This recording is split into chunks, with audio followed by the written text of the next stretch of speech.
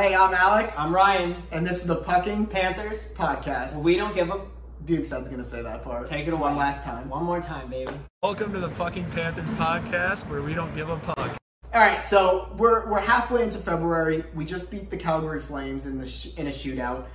It was kind of a garbage win because we gave up the lead again in the third period twice. Every win from now on is. It's basically how the coaching is. How the coaching has us playing, but whatever. It doesn't matter. Every win, in our opinion, is meaningless at this point. Yeah. I'm just gonna go over like the state of the Florida Panthers and say what a playoff team does, and do the Panthers have those pieces to compete in the playoffs as of right now?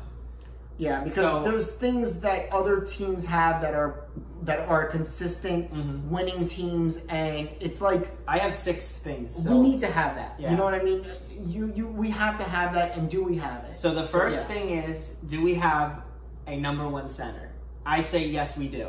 Barkov. Yes. Yeah. I would say yes. I would say yes. He's just not on the. He's not on the level of like. He's not that Sidney tier Crosby. 1. He's not the. He's tier 2 center. Very, very good Could center. he lead us? Yeah. He just needs a little help. Could he game change? No. Not yet. Not he yet. needs help. Yeah. Yeah, not yet. Hopefully he can become that player and just bully everyone, but not yet. But I would say 1 out of 1, yes. Yes, we do. So do we have a very good winger to help that number 1 center? See, last year, or even in like, especially in like 2016, I would say absolutely yes. We have Jonathan Huberdeau. But it's like, yes, he still is doing really good this year, and he's basically a point per game player. Sometimes he a little bit. Yeah, it's like, but the number 1 winger is even like the number 1 center. They need to. It needs to be a game changer. Yeah, we do not have a game changer. We need a winger who, on the first line, number 1 winger who's a deadly scorer. Because we need that. I mean, Hoffman. Like Pavel Bure. Do you guys all remember Pavel Bure? That's a number 1 guy. Yeah. He literally single-handedly led a team to the playoffs in 2002. Yeah. So, I mean 2000. I'm sorry. That's what we need. But what do you think? Yes or no? No, I don't think we do. I would say like a half. I think with help. I think with help, Huberdeau is that number 1 player, and number 1 winger. When he plays with Barkov, they're good, but it's like they need another winger to be that level that he can get 100 points. We have a lot of someone who's hitting 100 points. We have a lot of pretty good players, but they're like supplemental players to a star. Yeah, so we need like that 1 star. I don't think we do. I don't think we have that. We don't have the number 1. Yeah.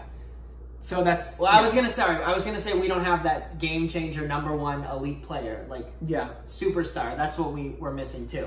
But that's another discussion. Okay, so winger. So then, if that's a different, if you're talking about a different category, then I would say we do have a number 1 winger. Yeah, I guess Huberdeau would be that. Yeah, you know. But not. He didn't perform like it as this year. He has what? How many goals does he have? Yeah, but it's still, he still has 53 points. Yeah, I know, but winger, you need him to score. He needs to score more if he's going to be a number 1 winger. Yeah. Like, performing-wise. He's obviously a very good player, but he needs, to take it that next step. Yeah. So that's maybe 1.5. The third thing is, do you have a very, not elite, doesn't have to be a very elite player, do you have a very good number 2 center? Do we have that with Vincent Trocheck? I would have said that 100% yes last year, but this year I'm getting a little bit nervous. The injury did a little bit. I'm getting a little nervous with him. I am of the opinion that Trocheck should actually be our 3rd line center because he can do everything on his own if he can get back to how he was last year. This year he's kind of having a bad year, and then that injury, you never know how that's going to be in the long haul. But we thought the injury would be worse. Everyone was thinking. I know. I'm not saying he's bad. It's just that he's not putting up the points now. Maybe he had like 75 points last year, and he only has like. I don't even know. He did rush himself back too. Remember? They wanted to hold him out till the All-Star break, right? And he played. I don't know how many games it was before, but if we can somehow tank this year and get Hughes, I think Hughes would be perfect for number 2 center. And then you have Trocheck, and it's not. And Panther fans, don't get mad at me. It's not blasphemous to say that like Trocheck should be on the 3rd line. Look at like Toronto. They have he's still a good player. Matthews Tavares as their number 1, number 2 hits, and then 3rd line is Kadri, who's another great player. I would say that Kadri is like a Trocheck player. Yeah, you know what I mean? Why is that bad to have 3 lines with really good players on it? Like people get offended when like Hoffman gets put to the 3rd line, but he's still putting up the points. What does it matter? You want as long as he doesn't lose his ice minutes, that's fine. You want to have 3 lines that are scoring. Yeah. So so I would say right now I don't think we have a number 2 center. No, but that's another like fringe. He's like almost there, but he's not yet. So he was there last year. Just like that's Huberdeau. Why I'm saying we know he could do it, but I just don't know. Just like Huberdeau, they're right there on that cusp. This could be just a bad year for everyone. You know, I don't know. Or coaching, or it could just be the strategies and coaching and all that kind of stuff. That could be it. Yeah. So the fourth thing, do we have a number 1 elite defenseman? And I would say no, we do not. We have a good defenseman in Ekblad.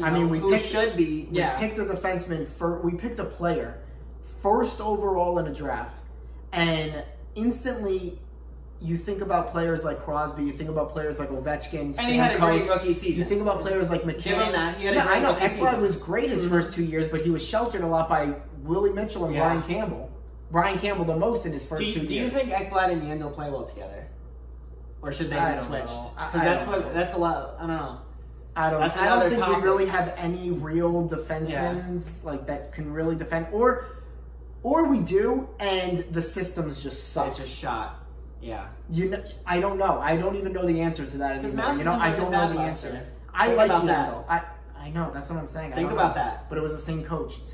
Yeah. So maybe they switched something a little bit, and he is not comfortable. I like Yandel. So I don't know. I don't think he's horrible, but I don't think he's a very defensive defenseman. He's not going to be that guy. You know what I mean? But whatever. It doesn't matter. But yeah. But the number 1 defenseman, I would say no. I would actually say at this point, I just talked him up. I would say that Yandel is actually more close to being our better defenseman out of everyone. Yeah, and that's not even saying much. But it's not elite. There's no one. We don't have an elite defenseman yet. And you know what? Ekblad is still very young, and I think he could grow into that, and that would be great. And that's what we desperately need, because if you think about Tampa, Victor Hedman, they took him. I think he was 7th overall. I don't know, whatever he was, but he was good, but. In my opinion, when I started noticing him and hearing his name around was when he was around 24, 25 years old. You know what? It takes time. Well, they say it takes 300 games. That's what Talent says. Yeah, Talent says a lot of bullshit, so I don't know. Wow. Okay, so that's a no. So that's 1.5 out of short story. 4. Yeah, long story short, no, we don't. All right, so I know what you're going to say here. So the 5th one is, do we have good goal? You don't need to have amazing goaltending, but do we have good goaltending? No. It'll consistent, keep you in games?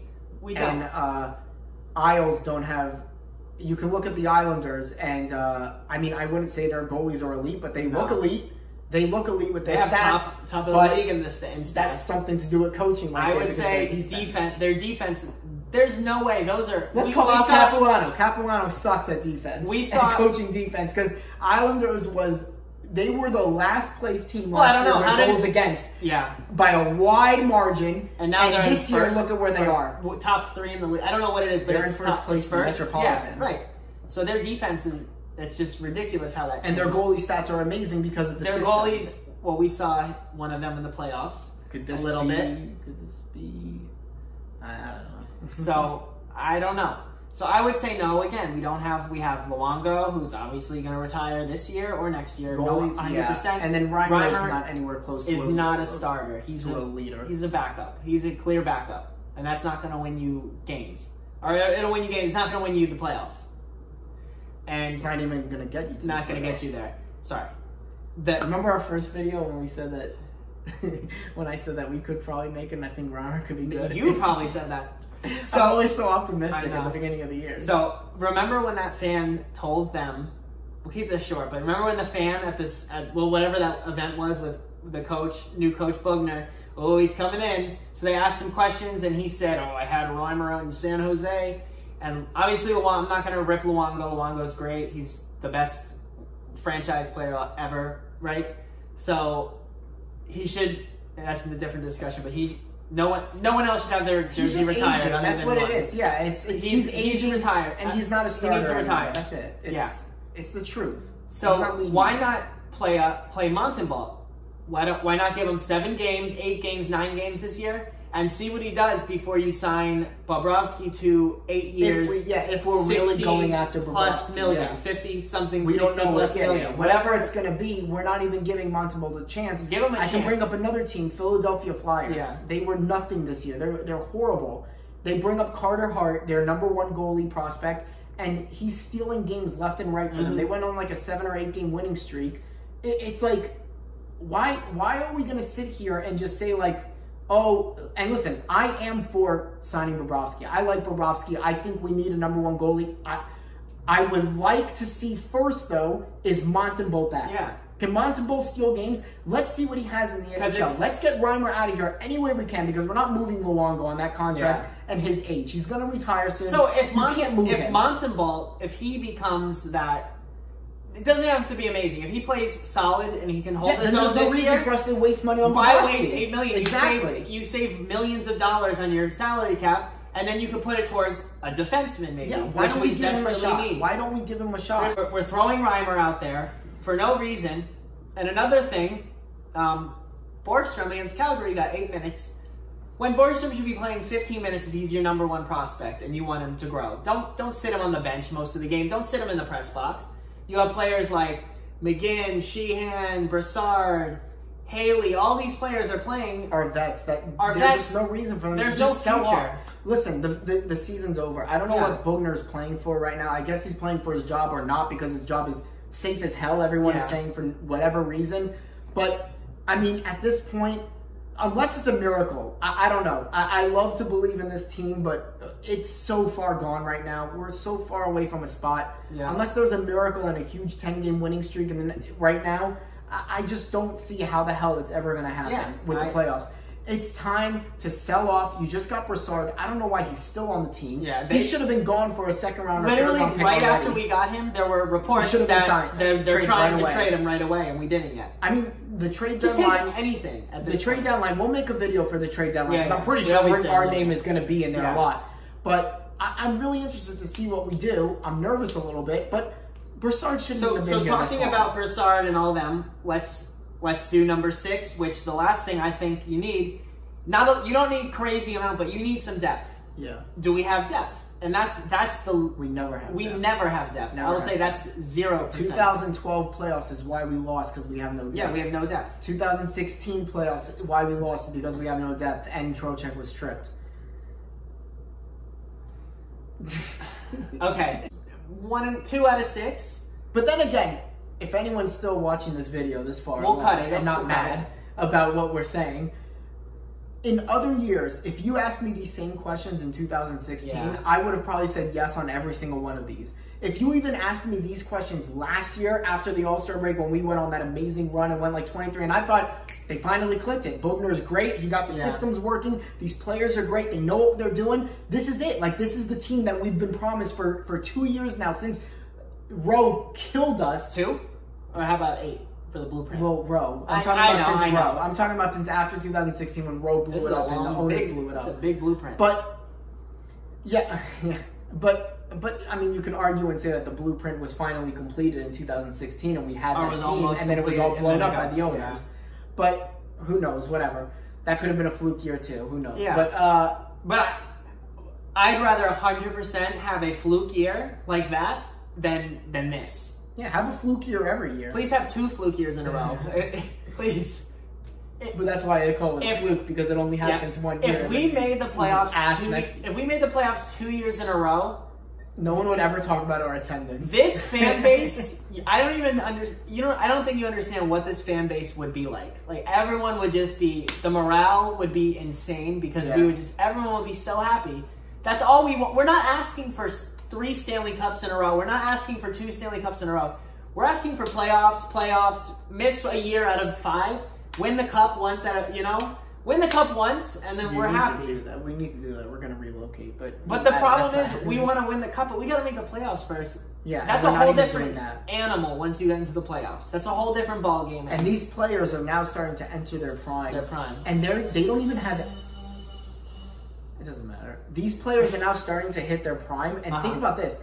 They don't even have, like, any playoff experience. Yeah, they don't. 2016 Really is don't. the only playoff experience they had, and Barkov looked like he was scared the whole time. Yeah. He missed the penalty shot in Yeah. Game 5. Huberdeau looked all right. Yeah. I mean, like, dude, like, they just don't have experience. They don't have at all. any experience. These players, like, it's like the Panthers. It's like a broken record already that we bring up. We rebuild. We draft these players. They're get a supposed to be the hype next best prospect, thing. yeah. We all put it in our heads that finally these are the players that are going to This do it. is And they're gonna be good. the And guy they're to good. And save they're good. us. And then it's like, dude, we're sitting here. Barkov's 23 years old. Huberdeau's 25. Trocheck Yeah. is 25. Ekblad is 22. They're getting up there. They're starting to enter. Huberdeau and Trocheck are going to enter their primes. in their primes, yeah. They're in their primes now, I guess. You know what I mean? But if and you look, they have no experience in the playoffs. If you look at all these the players scoring, got to have experience already. The people How who are are we gonna leading win a the cup? teams in scoring are getting younger and younger. Look at Austin Matthews. How old is he? How old is he? 20? 21? 19. 19? Yeah. I don't 20? know. I don't know. When did he get drafted? In 2016? A couple of years ago, yeah.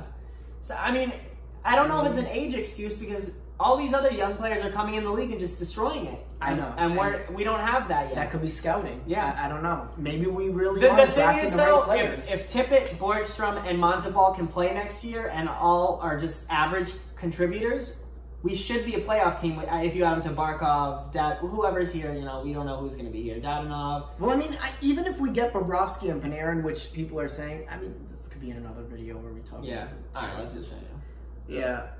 Just whatever. All Just, right, just cut all that stuff. so let's because just- it's too let's much just go, bullshit. Yeah. So from Yeah, we just wanted to talk about that. We kind of wanted to I'll put say- into perspective what yeah. we thought a perennial team did. I want to give a shout out also to Lucas from Rats on the Ice because we had him on our show one time a while ago when we had another third person in the Pumpkin Panthers. Who? He's not here anymore. Oh. He lives in New York. He's a Rangers fan now. Just kidding. But yeah, Lucas, he had a video after Dallas and he hit the nail on the head. A lot of what he said it made me very emotional and it was very true. And I agree with basically everything he said in that too. video. And the thing is, shout out. Yeah. We're going to put it right here. Can you do that? Do you know how to edit that? You're going to put his link and what right he here said, in my hands. yeah, he said, yes, the owners are nice. Because remember the owners brought Stanley to the airport for him and did all that Well, one they do time? a lot for everyone. Yes, Yeah. but the owners are nice, but he was some- right. If it doesn't matter if you're nice. Yeah, he we said- don't care. I don't Oh, care no. if the owner is a His direct quote, which Yeah. I loved, he said, "I'm a fan first." yes. And I don't care. Oh man, Lucas, man, when you said that, damn, that was like, Yeah, I mean, ooh. I would I rather love have a dick owner who does not care about the fans. As long as we're winning, I don't care if the owners are talking to me or talking to fans. Just it's win. nice what they have. It's Yes, just it that is nice. It is nice. It's nice what we have. We have great owners, yeah, but it's like But do you know how nice that would be if we were winning and they were nice? They would be the coolest guys that's ever. what we want. They That's would what be all we so want. cool. And they're Everyone- so cocky, and They're so cocky. Ever since the hockey expert thing, that's when it's woo. well, yeah, the row. Yeah. Ever since after that, when they had to change bring back the old logo. Mm-hmm. I'm ready for this to come back. They would be absolute heroes if we were winning like consistently and they were still cool with the fans. That's it. I know. And it's so easy. Instead of being cocky and losing and making the playoffs once out of every 4 or 5 years. That's it. So from the Pumpkin Panthers podcast, I'm Ryan. I'm Alex. And we'll see you later, I guess. Maybe. If we make more videos. Peace.